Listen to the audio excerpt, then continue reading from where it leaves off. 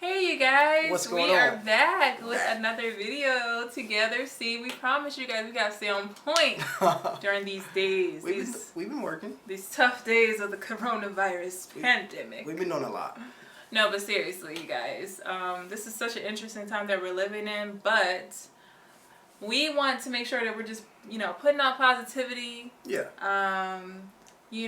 Still having really fun conversations with you guys. So today we wanted to talk about relationships. And we're going to focus on like 3 aspects of relationships. Good, bad, and ugly. Basically, we're going to first talk about the beginning stages of the relationship. Step 1 to relationships. This is not us giving y'all advice. This is just us kind of telling you guys what we've discovered. There you go, yeah. In the beginning of a relationship, like, it's the infatuation stage. Yeah. And a lot of people don't realize, especially people in new relationships, that like your relationship is going to look different over time. Yeah. Yeah. So it's going to change and your dynamics are going to change. That's not necessarily a bad thing. It's really all about how you perceive it. Now, so we're not going to give advice, but we can give pointers. You got pointers? I got some pointers. Okay, let's see what Mark's trying to say. Here's the thing. So we're humans, we're animals. I'm not an animal, Mark. Sorry. Well, we're attracted to certain things about a person. So in the beginning, you can realize this about yourself. What am I attracted to this man or woman? So if am I attracted to her looks, to her brains, to the way she licks her lips, to her booty? What are you attracted by? Real talk. That's keeping it real. That's true, and I didn't even think about that. Like, what is it what's the thing that makes you think like, all right, yeah, he might be the one? Yeah. I think for us, well, we were friends first, which Friendship. I think that's pretty cool. I think that's a good foundation. If you just know somebody, a year or two. If you know that you like spending time with somebody and that you can spend a lot of time with them. Yeah. Oh, well, when we were friends, we weren't spending a lot of time together. But I think when I say friends first, I mean like, I knew you were cool. Yeah, yeah. And like, we could hang out. We're familiar. Yeah, exactly. Because I think sometimes some people get in relationships with people that really are strangers. Stranger, you're instantly attracted, infatuated, but you're strangers. You don't know.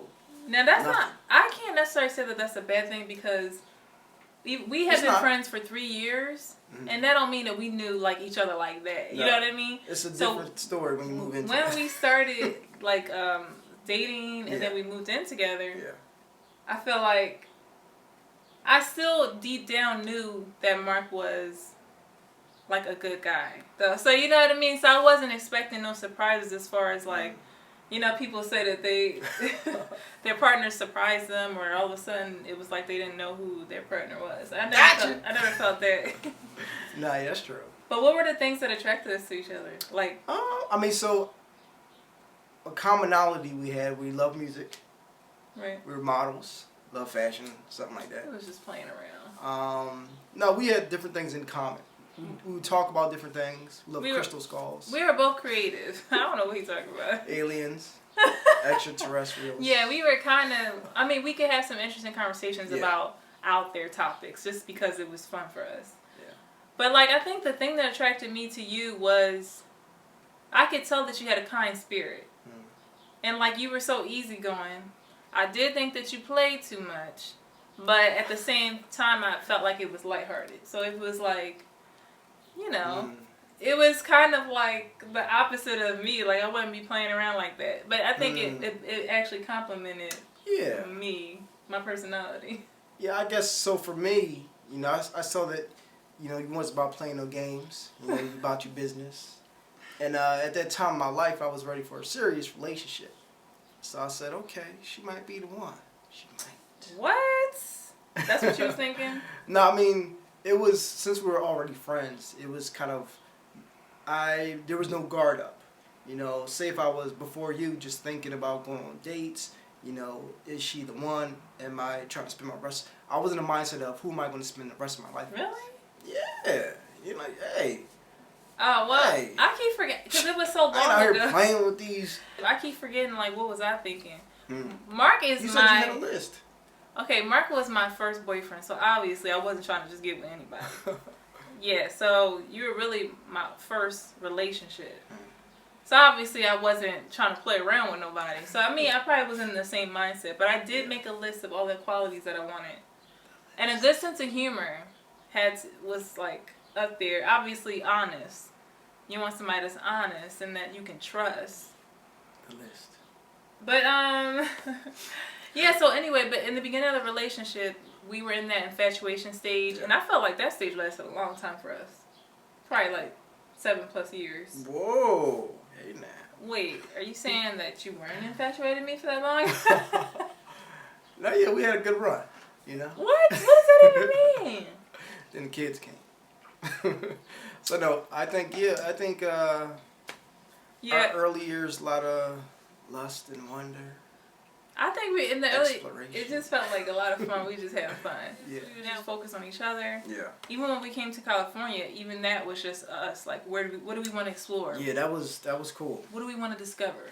Yeah. And I would say us moving to How California. do we want to struggle together? Say no. Us moving to California was, you could say it was kind of a test of our relationship, but really we stuck it out. Yeah, so that it wasn't really, but anyone else, you know, moving somewhere else, no family, couple of dollars in the bank.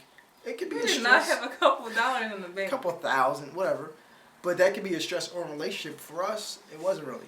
Well, no, see, the stress part was the truth. not actually having an apartment. Yeah. Because since we were renting out rooms, Mm-hmm. one thing we learned the hard way is that you don't know what you're getting into when you're gonna meet somebody, you're gonna meet the person, everything gonna seem good in the beginning, you're gonna decide to live in the room next to them, and then little stuff's just gonna happen. You're gonna be like, oh, we gotta move. And that's the thing about I think we didn't think that not having our own space would be that big of a deal, but it was, because you don't really know these people. When you decide to rent a room from somebody, you don't really know these people. And now, you guys, we have a greater respect for people that just, because we asked your grandparents if we could stay. Now we have a greater respect, because now I just realized that so much can come up when it comes to people staying with you, that sometimes you just need to say no. Don't say yes if you feel bad, because I'm telling you, so many times that has not been good. And that just kind of, through that, you know, we learn a little bit more how to plan better. Oh, yeah. Think forward, gotta think in the future, and just, you know, Kasheera is the one to say, all right, we need to be on point. This need to be happening. I'm like, listen, baby, we got it. I'm the one that gets fed up first. So if one of those rooms we lived in and I can't deal with the roommate no more, I'm like, we gotta move, because I can't with this person. Mark has like a greater a greater tolerance for everything, y'all. So I would probably be the first one that's like, I can't do this no more. Let's go. Let's move. Let's get our own place. But that's good. You need somebody that's going to put some fire under you. Like, all right, Kasheera said she can't deal with this no more. We need to move this month. You know what I mean? So, yeah, we learned the hard way that sharing an apartment is not the business. But yeah, so let's jump into communication. The infatuation stage can last different amounts of time for different people. Yeah. For us, I felt like it lasted for a really long time. But anyway, along the way, just in general, communication in a relationship started from early on. There were certain things that Mark told me that he wasn't okay with, that I had to change. Because if I cared about the relationship, then I would be willing to adjust. So one of those things was cursing. Mark was not a fan of cursing. And that's the funny thing. I don't really curse like that now, but apparently back when we first got together, maybe I was just real casual about it. And I mean, Kasheera, she from Philly. Yeah, I mean, and she let you have it. Mark is lying. First of all, you from a rougher part of Philly than me. Huh? Mark's from North Philly. I'm from Northeast. But still, I grew up in Germantown, and like, my parents cursed a lot. My parents cursed a lot, and whatever. It was just part of our lifestyle. So me cursing wasn't unusual for me, but for him. No, I mean, I can say, well, the thing with that is about like respect. Right. Because, you know, a guy can disrespect his girlfriend, a girl can disrespect her boyfriend, and it's just like, what's your intentions? Do you want to hurt the person you love? You know, that's kind of like what that touches on. And if you cursing or putting down your partner, it's just like, even if you love the person, that's just, it's counterintuitive. You know, how can love grow from that? Yeah, but that's the thing. Like, I think maybe I don't really remember me cursing or what I used to say, but I think in general, if it was probably one of those things, because sometimes girls will curse, but they don't want their partner to say the same kind of stuff back. So I think all I know is that whenever I would curse, Mark wasn't a cursor, so it wasn't really balanced. Anyway, he told me that he wasn't a fan of that, or I don't know what you said. I don't even remember the conversation. I just know that we had it, and I had made a choice that I was like, all right, I'm not, I can stop cursing, and that was that. I mean, that was good though, because you know, I never had to feel like, you know, you were gonna be disrespecting me or cursing me out or stuff. So I mean, that was good. Yeah, I feel like cursing or just different types of word choice can Verbal abuse. It can escalate. Yeah. You know, accelerate just arguments into fights. It can get crazy. There's so many things that can escalate a simple argument. Mm-hmm. So we can talk about arguments, like, because I think once you are together, then you know how to trigger each other. Yeah.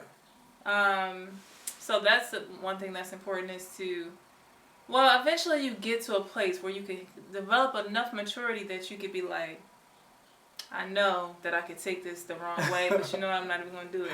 Because you start to realize that, well, you technically should be able to see your partner as your best friend still, first.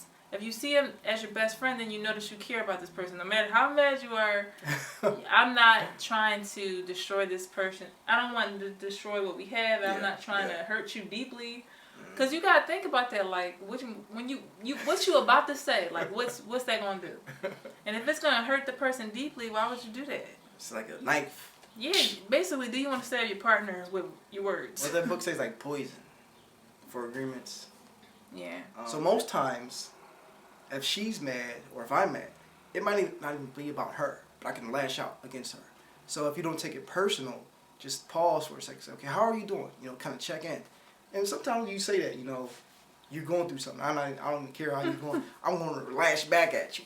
But like, it's not about you. Just, it can be about them and their feelings. Everyone has feelings. You know, it's well, that can be hard though. It is. Because sometimes, like, say we've been good for a minute, right? Yeah. And all of a sudden, you just got an attitude one day. It's random. I'm gonna be. It depends on the mood. It depends on the mood that I'm in. Mm-hmm. But if I'm feeling chill, I'll be like, all right, whatever. I don't know what's wrong with him. But I'm not even going to respond. I'm not going to match that energy. And that can happen to me. Well, I was gonna say that can happen with me, but recently, it was something small where like. Mark's response just threw me off guard. I was like, why is Mark got a little bit of an attitude? But I was like, whatever, I'm not even gonna take it too serious. That's it. But that's the thing, that's not always gonna happen. And that Mark, that is not my usual. Sometimes I'll be like, oh, why you gotta say it like that, huh? What that's supposed to mean? So I think it, like I said, I think it just comes with a maturity, and also that's what it is. You just gotta decide, do I want to start an argument right now? Because he could be a certain way, and I'm like, all right, I was like, I know that ain't about me because you must be going through something. You know, guys, they be going through their emotions too. It's not always the women. I mean, so the thing is, like, the maturity, it takes a while. Different people mature at different levels or different times. And it's like asking yourself, do I want to get into this? You know, can I pause and say, you know what? Let's go a different direction. Or let's just calm down. Let's just calm down. That's it. Because really, you know what it is? It's all about the story you tell about the person's reaction. If I say, they said this because... and this is the story that you tell yourself in your mind. Yeah. If I say, oh, he's being like that because he don't even love me no more. Obviously, now I'm going to be all in my feelings because I'm believing some made-up story. So really, you got to watch what you tell yourself about the things, the interactions you have. Because... the only way you're really going to get to the bottom of what your person is feeling is to actually talk to them. Yeah. So, I'm trying to figure out, you know, why you came across this way earlier, and it just felt like you got to tell them how it felt and how it made you feel.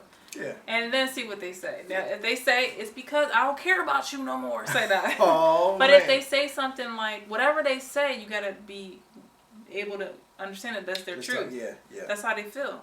And then you'll be able to go off something that's factual. But if you just make up stories or assume things, you're going to make yourself feel worse, and it might not even be the truth. Which brings us to vulnerability.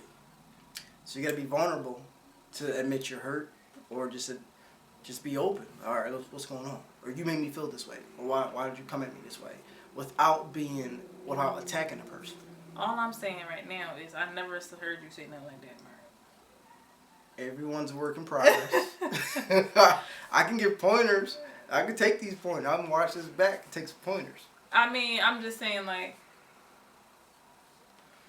I've never heard you say, "Babe, you know what you said earlier really hurt my feelings." But I mean, that sounds like something that I just have to tell you when I'm feeling some type of way about something. No, I mean, I can admit it. I don't tell you when you hurt my feelings, and I'm like, all right, and I kind of shake it off, or I gotta. It might come back as a microaggression. Then I gotta talk about it to you later. You know. Yeah, or sometimes maybe if I just think about it, I might finally realize, like, oh, maybe that came across a little harsh. But a lot of times I gotta try to figure Mark out. I mean, it's like but that's the thing in a relationship. Sometimes I used to expect me from Mark. So I'm like, why you don't tell me everything you feeling? Why you don't always tell me how you feel? What's up? And that would bother me because I'm like, I tell you everything that I'm feeling, so you don't have to be left in the dark, right? Where I'm just moody and you just looking at me like, why is she acting all like this? So my main thing is, my sign is Gemini moon, which means I'm very talkative. But basically, I always share, I'm like, baby, you know, I've been feeling everything that I feel, Mark know about. But you know what? It's probably good that Mark not like that, because I probably be like, baby, you always tell me about your emotions. Like, it's too much. Do you ever feel that way? You see what I'm have to live with? It's so funny. I be wanting him to talk more and like share more, and then when he does, I be like, baby. Oh my life. It's just like you've been talking for the last hour, and I'm just feel like to talk. It's like About my emotions. But I mean, I think it's good. I think we've been able to learn each other. So I know Mark, he's not gonna be like me, but that's okay. Yeah. You got your own way of like sorting through what you're feeling. Sort through it. So we talked about the infatuation stage, communication, and a little bit about being vulnerable, which is still under the realm of communication. But so I think one thing that I'll say that I've learned is that your relationship is going to look different in the different phases of that relationship. And there's probably a book out there that goes through the different phases of relationships, but I just know we had to learn from experience that if your relationship don't look like how it looked 10 years ago, or however many years, whatever ago, it's a shift. It's okay. Yeah. Because that don't necessarily mean that something is different or that you lost something. It just means that it's evolved. Yeah. And then you got to find this new balance or this new connection in the phase that you're in now. Yeah, and I think that's really, really where the love or the appreciation for one another stands out. Just like, okay, there's been a shift, or there's a different way of things and how you love each other, how you see each other, how you spend time together. And then from there, you're like, okay, yeah, I still love this person. You know, we still enjoy time together. And it's, you know, do we start a family? We're starting a family. You know, kind of different things arise. You talk about it. I say, yeah, I feel like this is a good path that I'm on, you know, the one I love. Yeah. Yeah, and you just kind of keep learning each other. That's one thing that I will say is that you can't think that you're going to know exactly which direction your person is going to choose. And like, there's some things that Mark has kind of caught interest in that I'm just like, I don't get it. But it's like, allow the person you're with to still have their own things that they like, or that might not be, y'all not always on the same thing together. And that's okay, because some people might see that as like, oh, we're not on the same path that, you know, you see in your mind. It's like, well, they're still an individual, and technically they could keep evolving in ways that you don't even expect. And you got to be, that's the one thing about being in a relationship, you got to allow the person the freedom to just explore how they want to. Like, they may get into things that you would never get into. So that was hard for me, because I'm like, no, this is what we need to be doing. This is what I had in my mind. And sometimes I'm like, well, that's not freedom. If Mark did everything the way that I thought it, the way that I want, then how is he free? So I think sometimes and it could be the guy or the girl that thinks they know best, and it's like sometimes you just gotta try to pull back, because I think we want to have control. We want to make sure that that the person is doing what you think is right or whatever, and it's just like no, they're a person. They're their own person, and they need to be able to be free to be themselves. All right, you guys. So hopefully you enjoyed this conversation. Feel free to leave any powerful relationship tips that you may have that you've learned in the comment section below. Let's share this conversation, and just share our insights on what we're learning in the art of relating. Let us know down below. Now, should we sing? Because we used to sing in our K&Ms. And I feel like during this time, we need a little song.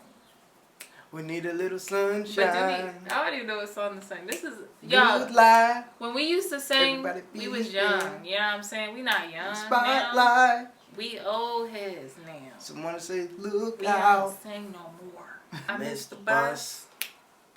I miss the bus. And that's something I would never, ever do again. I was up, but I laid back down, thinking I could chill till the time came around. And I did, but a little too long. Cause when I woke up, that bus was on. I almost broke my neck trying to get out the door. And something, cause my feet was sore. And anyway, he got to school, I think. I think he got it. I don't know. I gotta play that again. And that's something I would never, ever do again. I miss the bus. I miss the bus. I miss the bus. And that's something I would never. Why would we think of that song to say out of all the songs? All right, you guys, we got to get back into the swing of singing. I don't know if it feels right. I don't know if it feels good in my spirit. But you know what? Y'all got requests, then let us know. You know what I'm saying? Reach out and touch somebody. What? All right, you guys, that is the end of our video. Much love. Peace.